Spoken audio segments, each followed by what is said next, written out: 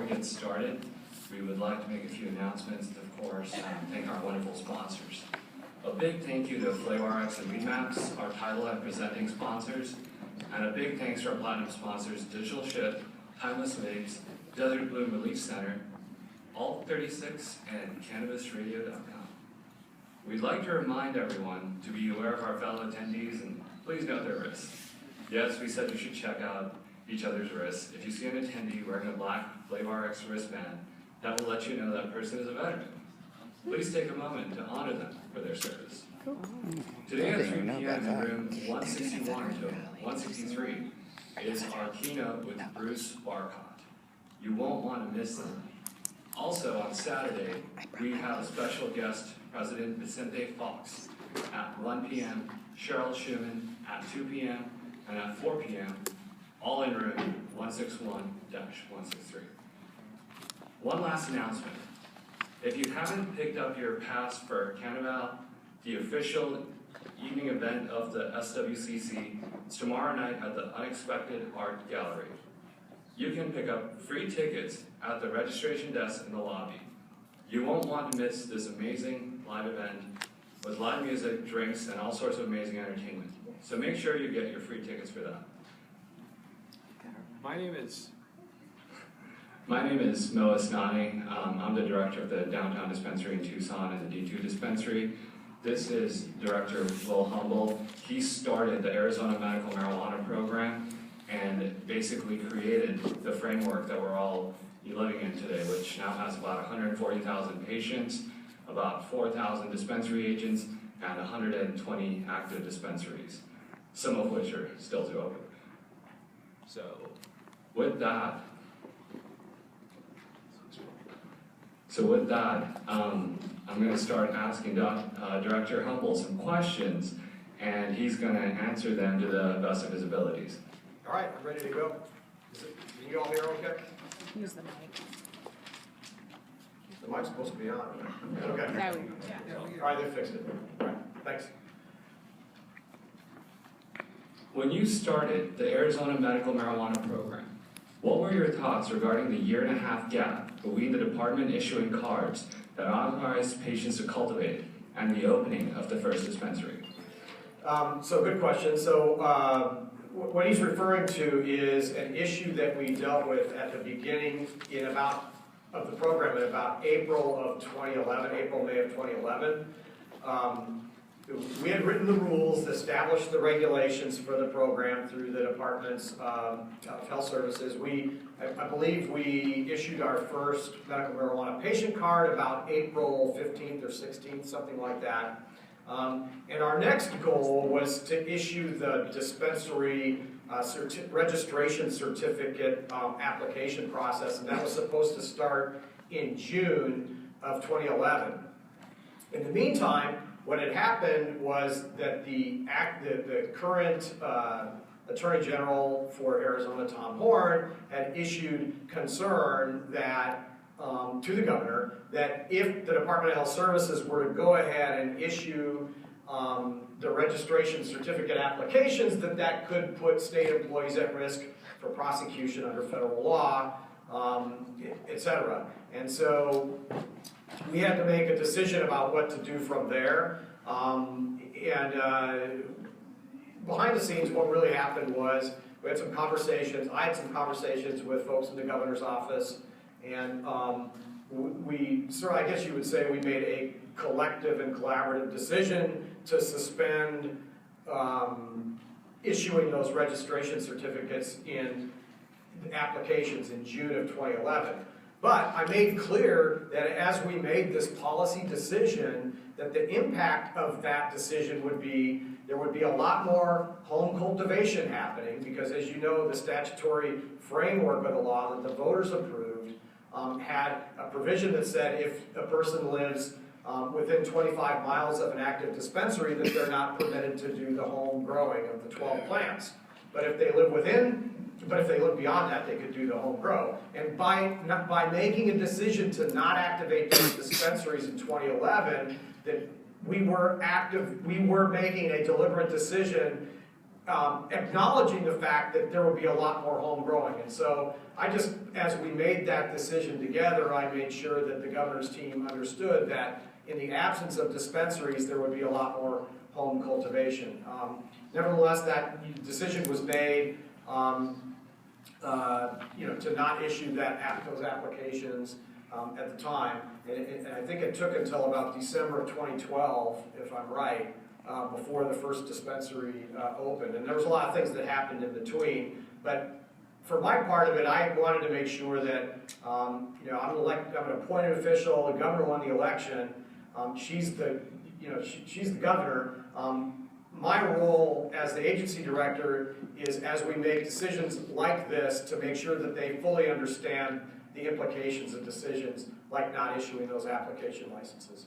And so, nuts and bolts, that's my main concern with that was that, the home cultivation of 12 plants has more risk for diversion to non-card holders than would a regulated dispensary system. Fair enough. I think what I'd like to do is pivot for a second to qualifying conditions. It took about 3 years for PTSD to be added as a qualifying condition. What was your research process and what led you to that decision? And really to follow up on that, how is it that that's the only qualifying condition that's been added, and how do we get more conditions added? What's the right process for that? So when, as we were writing the regulations, so this is back in late 2010 and into 2011, one of the things we had to do at the agency was to put the regulations in place for how me as director, and how future directors would make decisions about adding new debilitating medical conditions. And so the voters approved the fact that new debilitating medical conditions could be added, but it left open the criteria by which future directors would make that decision. And so I have a long background in public health. I have had a long commitment to evidence-based decision-making. In other words, when we make decisions as an agency, make sure that we're doing them in a way where we're using empirical data and evidence to drive that decision-making. And so when we wrote the regulations for how to approve new medical conditions, if you read the regulations, what they say is every 6 months, people can petition to add new debilitating medical conditions, and there's some things that we ask go into that application. But to me, when I was in that job, the most important criteria that we included was peer-reviewed journal evidence to support adding the debilitating medical condition to the list. And so for me, that was my guiding light as we made decisions about what to do with the petitions that came in.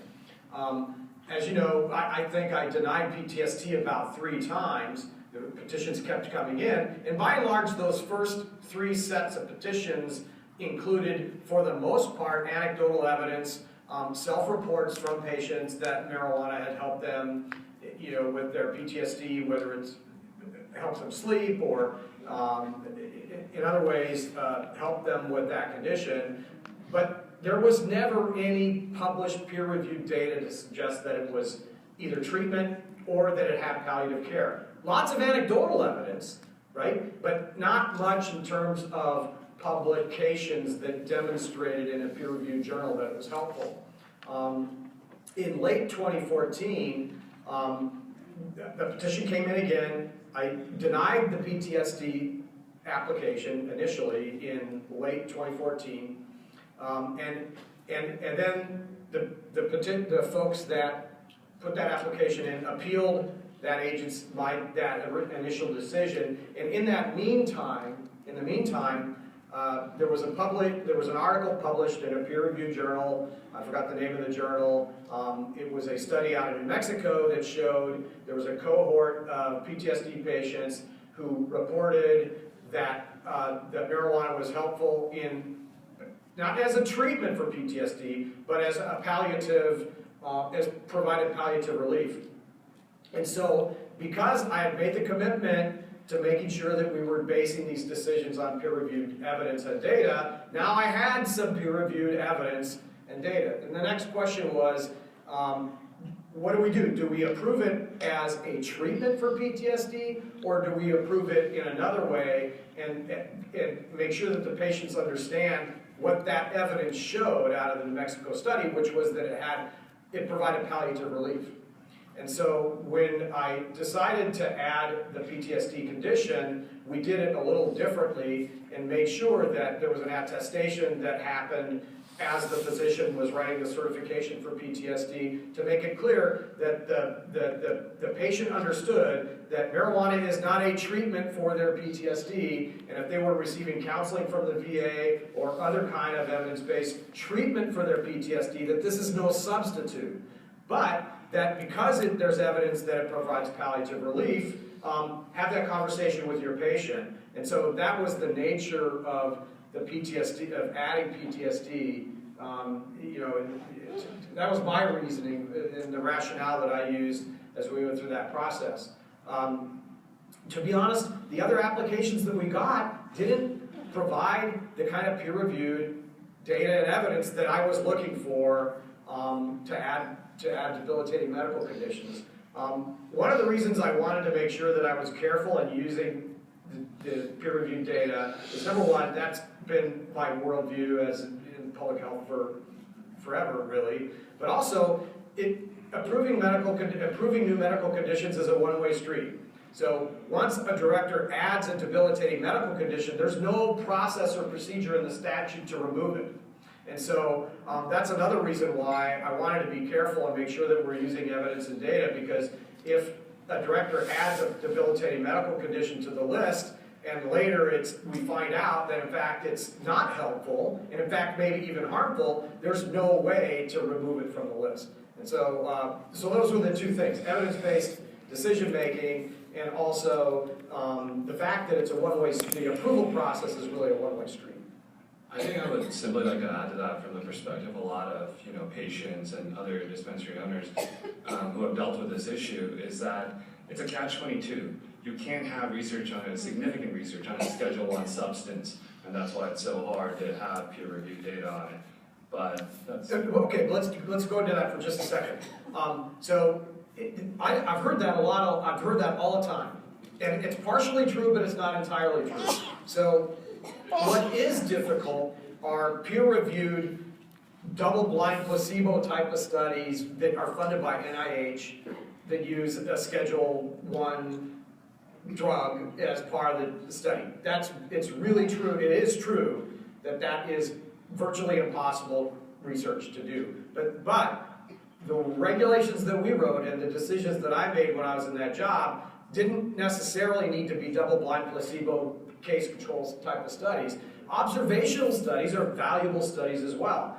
And observational studies, if any epidemiologists in the room might know the difference, observational studies are like the New Mexico study. That wasn't a case-controlled, peer-reviewed, double-blind, placebo type of study. It was an observational study with reports from patients. And so those kinds of observational studies are actually possible to do. They need to be funded, right? And it's unlikely that NIH is going to provide that kind of funding.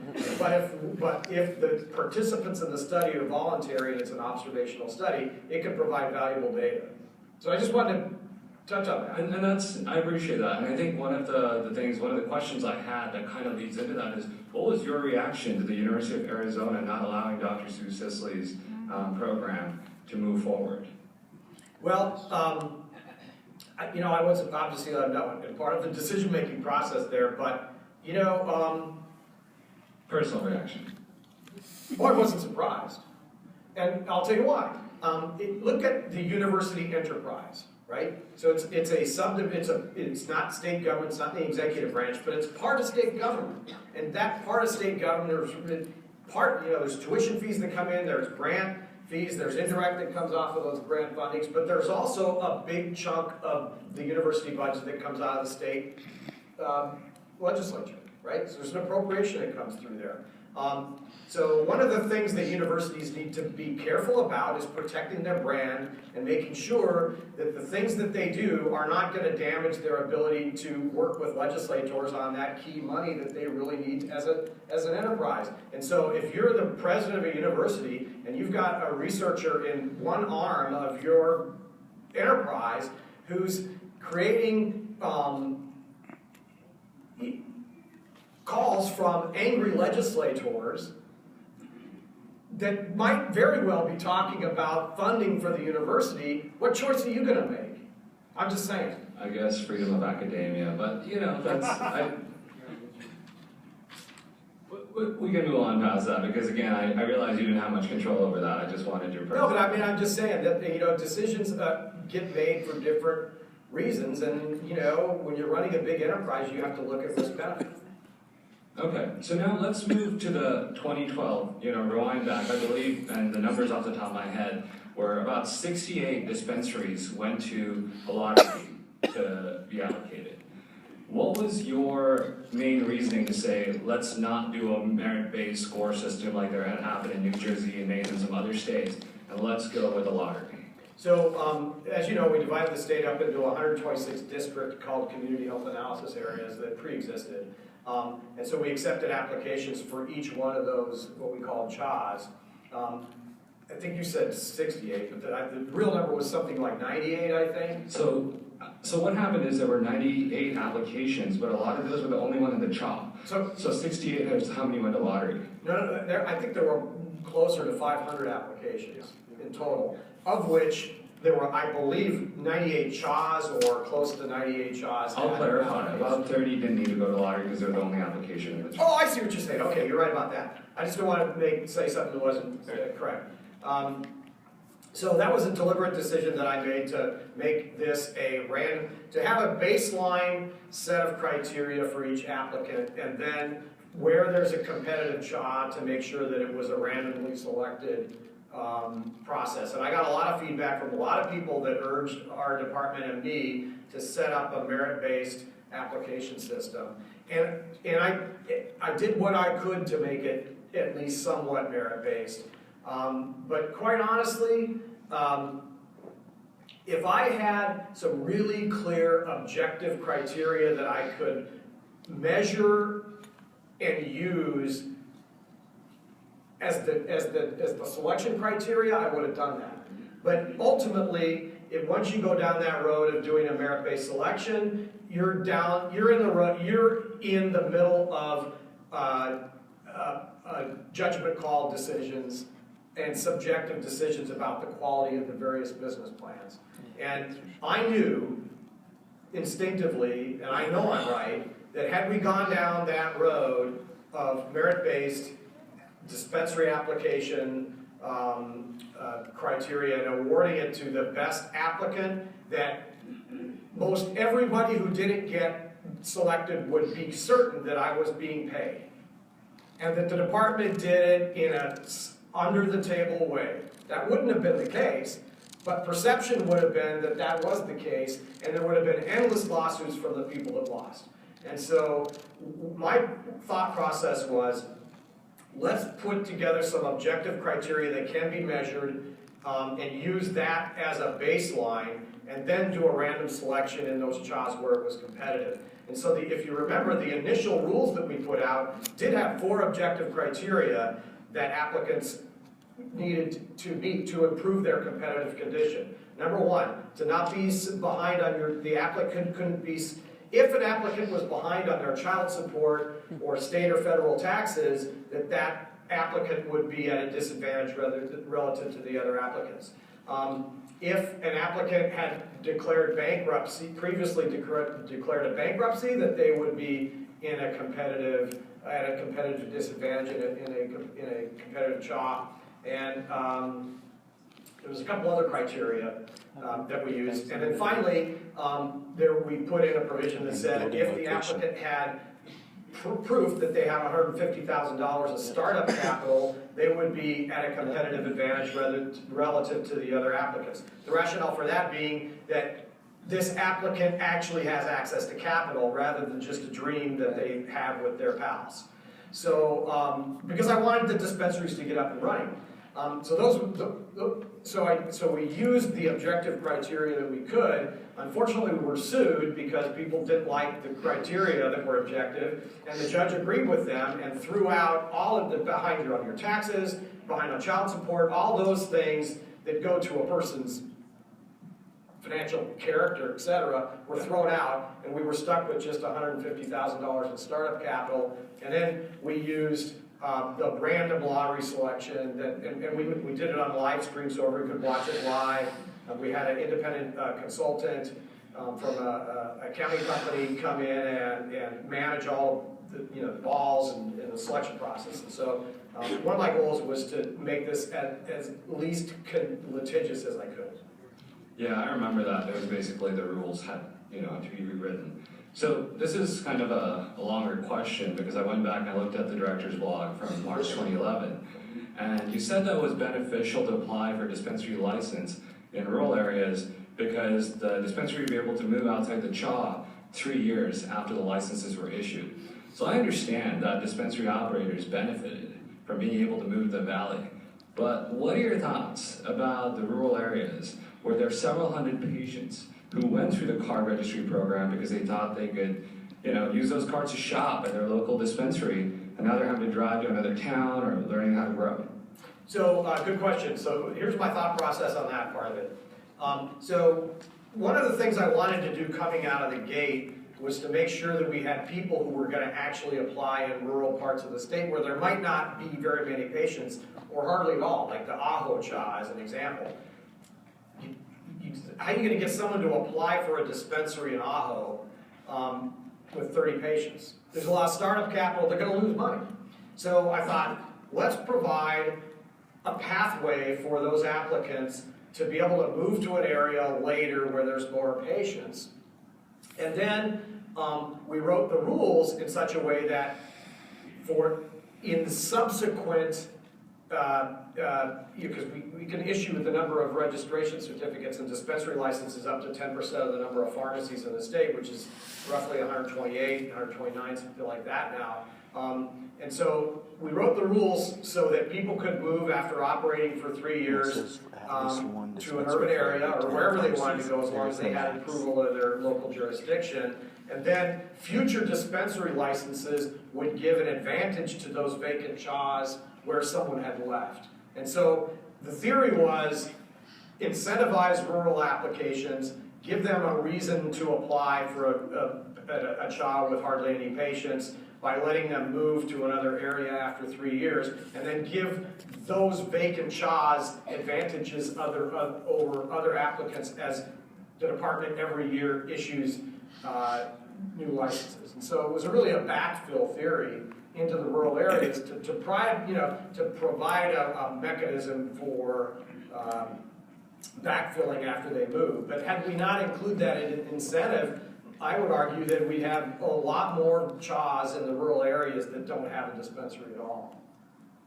Yeah, it's a bit of a double-edged sword because now you said earlier that diversion was one of your concerns, but when you have, I think some of these CHAs may be rural, but there's 300 to 400 patients there, and I believe in Ajo. I don't know the count because the department actually started reporting patient count by county and not by CHA anymore. So they don't do that? I thought it was. No, they still thing. They stopped doing that for some reason right before the 2016 allocation. But yeah, that's one of those things which I think is going to lead to a lot of home grows. And now, sitting where you are and being away from the program, if you had carte blanche, what would you change in the rules? That if your hands weren't tied. So the first thing I think, if you ask me what was the biggest mistake that I made, was when we set the fees for the cards.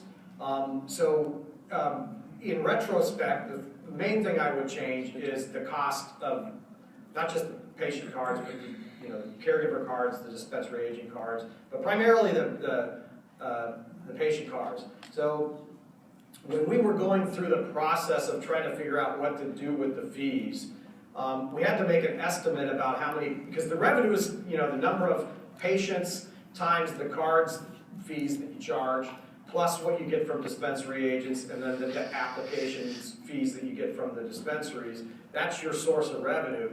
And so we mapped out what we would need in terms of, what we needed to expend in terms of expenses. So we knew we had to buy some expensive servers. We had to hire some staff. We needed to do some administrative activities. We needed to support our procurement office. We needed to hire lawyers because we kept getting sued. Well, we anticipated being sued, and we were right.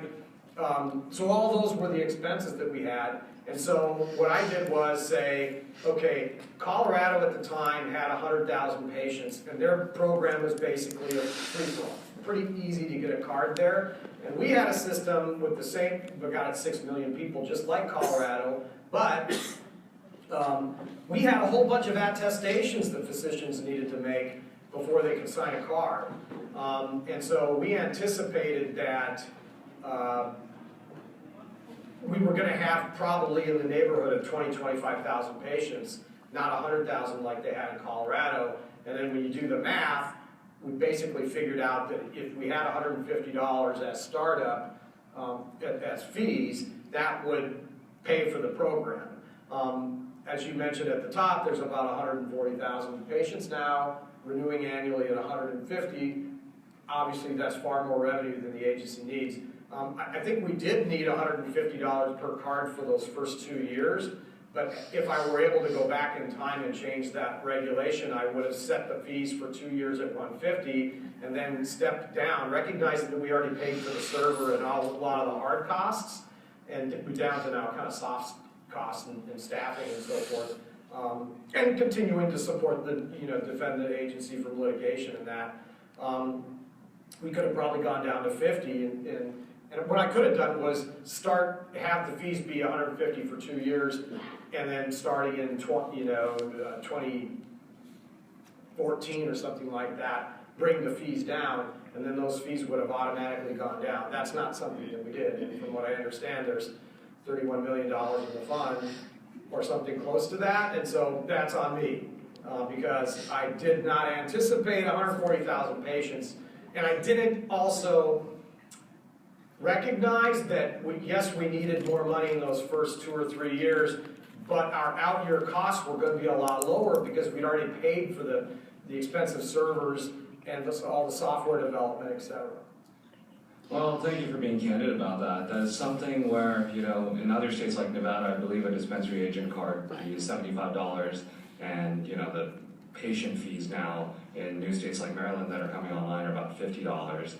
So, but I know that, there was a draft rulemaking that you did, and in that, I believe it was veterans, seniors, and some pediatric patients in that draft rulemaking would all have much lower card fees. But then there was a change in the gubernatorial administration. So if you want to talk about that, because I think you wanted to move forward with reducing card fees. Yeah, so I was planning to go forward and reduce the card fees in late 2014.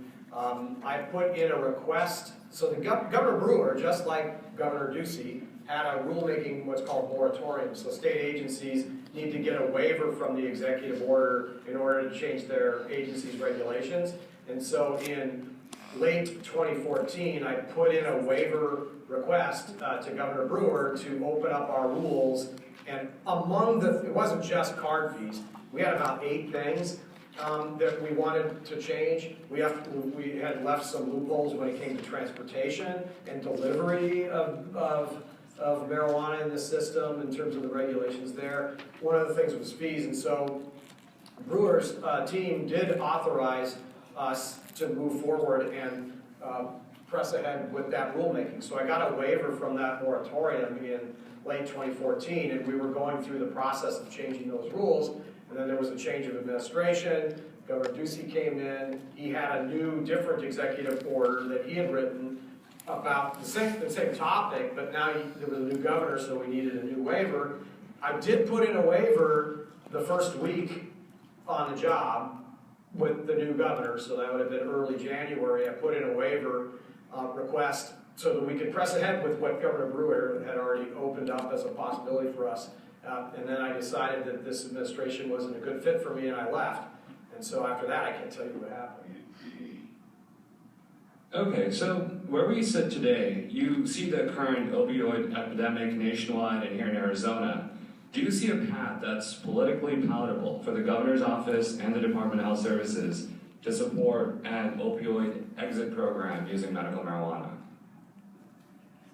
An opioid exit program. So, in other words, to encourage. To use medical marijuana to get off narcotics, right. opioids, yeah. So, so let me address that for a second. One of the studies that I would love to have done when I was in that director job was to look at this question, this exact question about whether marijuana is an effective tool for harm reduction and moving people from opioids, off of opioids to cannabinoids as management of their chronic pain. The ADHS has the data to answer that question. The problem is, the reason we couldn't do that study is that the voter-approved language says there's a statutory provision in the voter-approved language that says ADHS cannot use data in the point-of-sale system or any other patient data to do anything except regulate the system, and we can't share that data with any other databases. And so what I would have loved to have done was look at the Board of Pharmacy's Controlled Substances Monitoring Database. That's where every prescription for an opioid, OxyContin, etc., is recorded by the pharmacies and entered into the database at the Board of Pharmacy, and there are personal identifiers with that data. So we could have used our patient data through the POS system for what they bought at dispensaries and find people who were both in the system, had been prescribed an opioid, and also had been getting marijuana at their dispensary after the program came online. And we could have done an observational study to answer that question. Is it a useful tool for harm reduction and moving people off of opioids? And if so, for what demographic groups is it statistically significant? Unfortunately, we were never able to do that. One of the things, if one were to consider trying to get the legislature to change the AMA law, that I would encourage you to go after is that exact provision. It would need a supermajority because this is a voter-approved law, and so you need 2/3 or maybe it's 3/5. I think it's 2/3 of the legislature to agree and remove that restriction because ADHS could actually answer that question with the data that they have in hand. So I think that goes to the evidence part of your question, but your question was a little bit different. Did I answer the question, or was it? No, that's definitely a part of the answer. I think the politics of this is what I'm getting to, because it seems that regardless of how much evidence, medical marijuana keeps providing, there seems to be this barrier, this invisible barrier that some people just have, and they happen to be in the administration. So how do you make it politically palatable? Or do you even, if you don't have an answer to that, that's okay. But it's just something that we think about is, because new research keeps coming out time and time again, and we keep moving in the direction where new states bring this on. We have southern states like Arkansas now legalizing medical marijuana, and we still don't have, full support here from our governor, at least in terms of, reducing card fees or getting back to the rulemaking. Yeah, I don't have an answer for that question, except get people registered that think like you. And get them to the polls. Okay, so after this question, I think we'll open it up to the audience here, and really this is one that could be a really short answer for you, and that is, if Arizona were to pass an adult use voter initiative, assume that current dispensaries are part of the equation, how should it be implemented so that patients are not marginalized?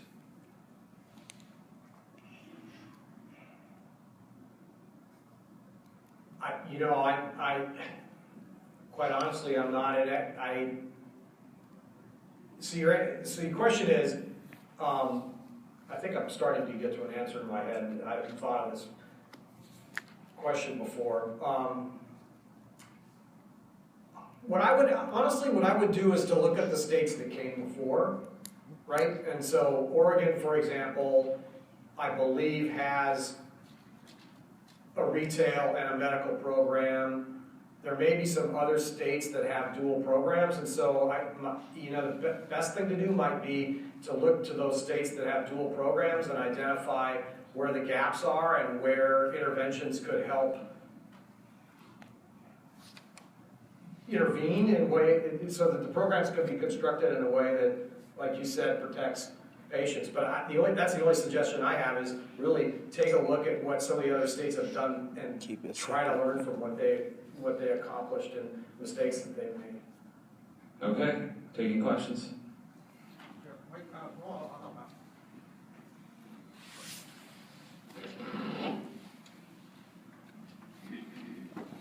Thank you. Is this on? Yeah.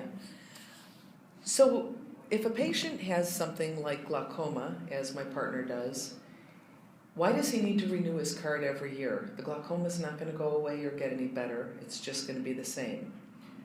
So good question. I believe, and I don't have the statute in front of me right this second, but I believe the voter-approved language referred to patient cards that needed to be renewed annually.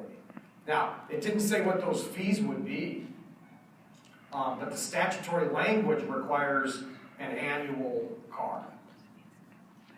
It's ridiculous.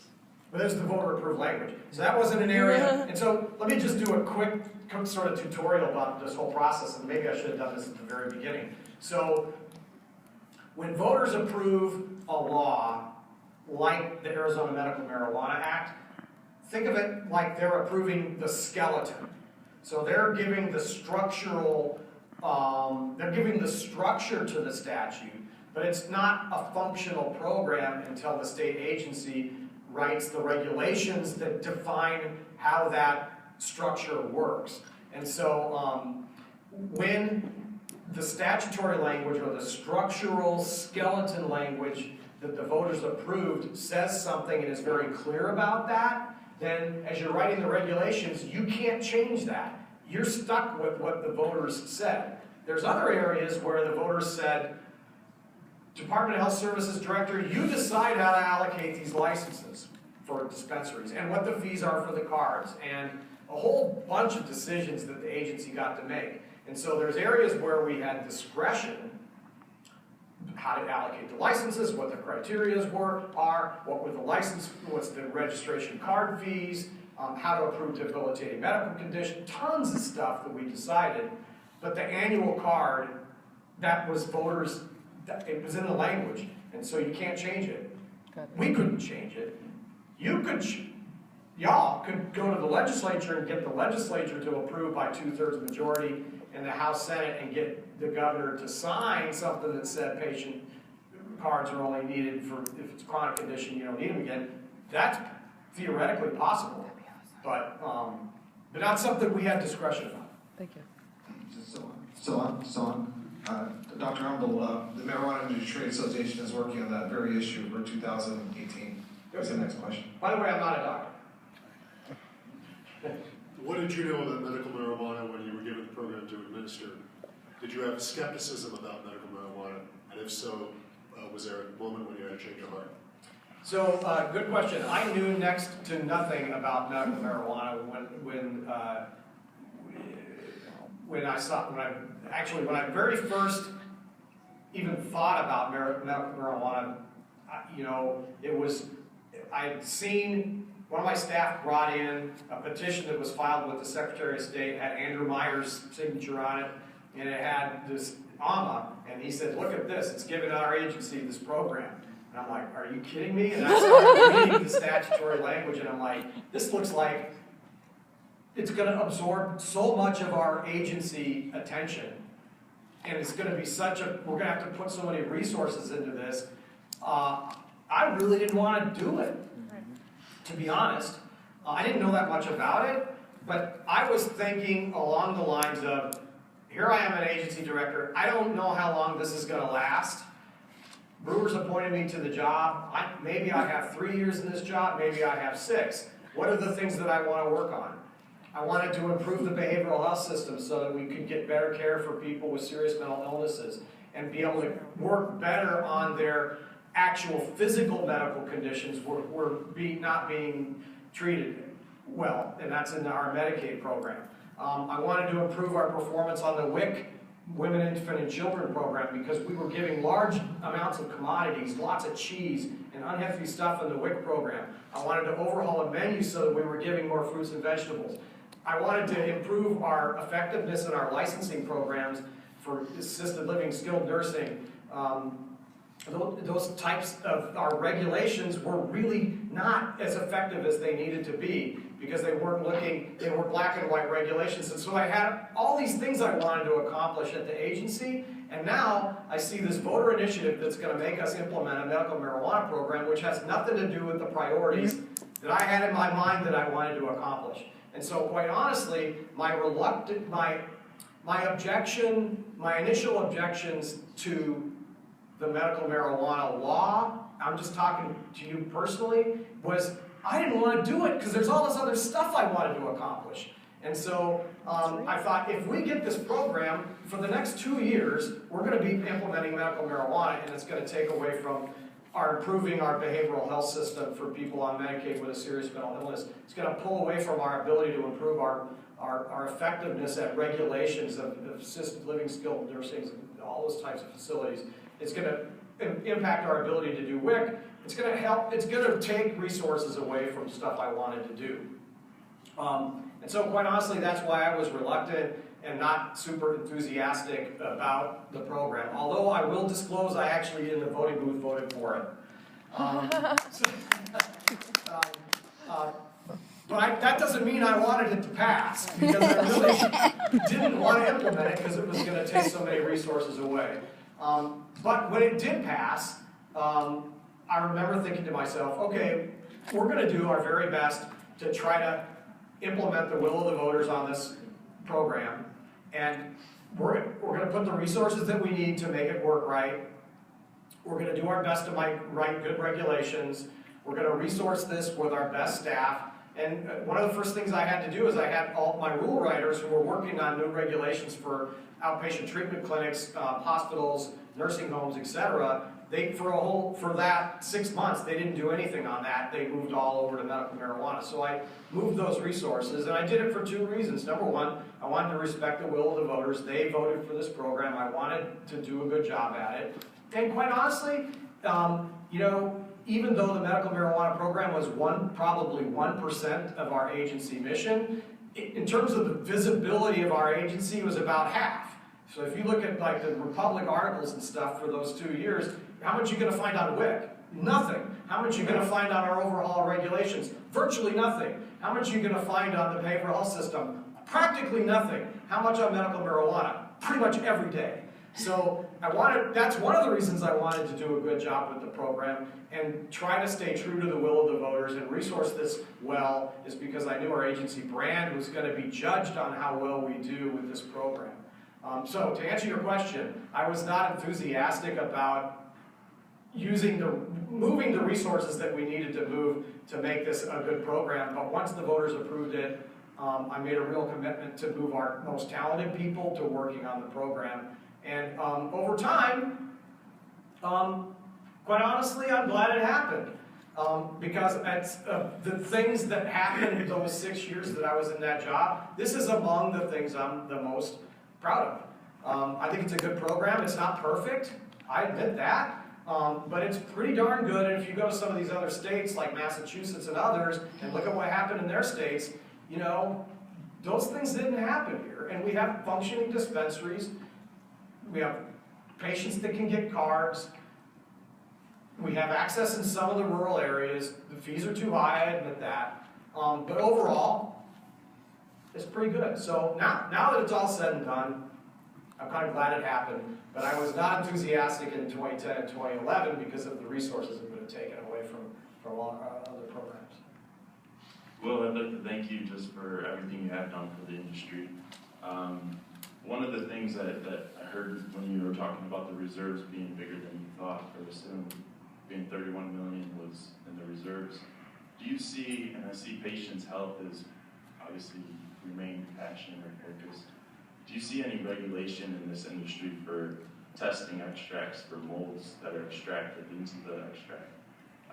And just having any regulation to know that our patients are getting clean products. Yeah, good question. So let me roll back the clock a little bit and just sort of talk about my decision making for not including testing in the regulations. As we were putting together, remember, this is, when we were doing the regulations, this is 2010, late 2010, early 2011. And so we had to decide whether to include testing as a requirement in dispensaries, as for sales, et cetera.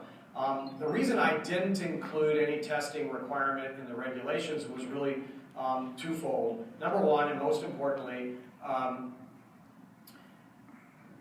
back at that time, there weren't any laboratories in Arizona that were doing that kind of work, and it would have probably been difficult to encourage laboratories to get that testing up and running in a short period of time. There was still concern about what was going to happen with respect to federal law, and if those laboratories had contracts with any kind of other federal monies, those monies could potentially be at risk. And so how likely is it that in 2011 and 12 we would have actually had laboratories available to do the testing? And I was certain that if I included a requirement for testing in the regulations, there would be many people that would be arguing that I did that on purpose to sabotage the program, making sure that the dispensaries couldn't comply with one of my regulations because there aren't laboratories to do the testing, and therefore you just don't want patients to get their medicine, and you did the testing because you didn't want them to get their medicine, and that's just because you're a right-wing guy that doesn't like this program, blah, blah, blah. So I said, it's not worth it. I don't want to require testing for infrastructure that doesn't exist. And we also got public comments from people that argued that if we require testing, that's just going to raise the price of the marijuana, the medicine that people need, etc. So for those two reasons, I did not include the testing in the regulations. Now it's 2017. There's probably, I was at that expo, I bet you some of them have the ability to do testing and have the kinds of instruments and equipment that are needed to do that kind of testing, looking for molds and other stuff like you just described. And so for a more mature program like we are now, and the resources that are out there now for testing, I think it makes sense to relook at that regulation. But I'm not the director of the agency, so you'd have to ask Kara, Christ, and others about whether that's a priority for them to open up the rules and start requiring testing. I wouldn't hold your breath like in the near term for something like that, but because it was a voter initiative, and there's a proposition, I think it's called Proposition 106, or there's a proposition, what's that? The Voter Protection Act, yeah. 105? Well, Prop 105 protection. So it's possible to change to compel the agency to require, testing and some of these other things like reducing fees. But it's going to take 2/3 vote from the legislature. But it can be done. It's not easy like getting 50% in the House and Senate. It takes more than that. But Mo and Professor Humble, is Professor okay? Well, I'm not a professor. Wait, one more question back here. Also, the Marijuana Industry Trade Association believes, and they use the exact word, that we are a mature industry, and we're trying to get dispensaries and cultivations on board with helping the legislature come up with a testing program like 27 of the other 29 states. So thank you for that leadership. But here, one last question from Ken Sobel. Good morning. This is Ken Sobel. Will, it's good to see you. I represent the Arizona Cannabis Nurses Association, and I want to promote our panel at 1 o'clock. Will, myself, and Cannabis Nurse Heather will be having a session on adding qualifying conditions in Arizona. I thought I'd just point something out at the conclusion of this one, because I've actually handled 27 of the 36 petitions that have been submitted in Arizona, all of which were denied. We understand the structure of AMA is the overarching voter-approved act. Any of the rules, R9, 17, 106 is the administrative code rule that measures the decision-making that goes into adding a new qualifying condition. And we all know that that administrative code section has to comply with the statute. You would agree with that, correct? Oh, yes. And so the question is, why were all these petitions denied? And so let me read to you and quote the exact verbiage that comes from every single letter, as far as I know, except for 9 of them, that the department has used to deny conditions. It is as follows. In each rejection, the Department of Health contends that, quote, if one of the stated goals of AMA is to facilitate the medical use of marijuana, then the well-established and accepted standards used in approving all medications in the United States should be followed, close quote. First question was, are you aware that that's been in every rejection letter for every petition that has gone forward? No. And you'd agree with me that Rule 917-106, no, really even the AMA has anything to do with the drug approval process. Agreed. Okay. So I think if you all come at 1 o'clock, we'll get into some more detail and maybe give some guidance to others who would follow and hopefully getting new conditions added. I want to thank Will, though, because he is still the only director who is approved, and it was an important approval on behalf of our veterans and others who suffer from post-traumatic stress disorder. Woo! And by the way, I made that approval working for a very conservative governor. Mo, can we wrap things up? Excuse me, everybody stay seated. On behalf of the conference, you know, I've been following policy here for 5 years in the medical marijuana space, and DHS has been in Missouri very closely, and it's very rare and very unique to see a man as objective and interested and open and transparent as Will Humble in a position for the state of Arizona and government in general. So we want to thank him, and we haven't had, in honor of President Fox, can you hold this up? So President Fox is coming, so we went to Teotitlán del Valle in Oaxaca and had a few of these custom rugs made, and we're going to give one to President Fox, and we're going to give one to Will Humble. Here. It's upside down. Yeah. So it's from Teotitlán del Valle in Oaxaca, and it's for Will Humble, and thank you for being a great public servant. Well, thank you very much. And That's very thoughtful. Thank you. That was great.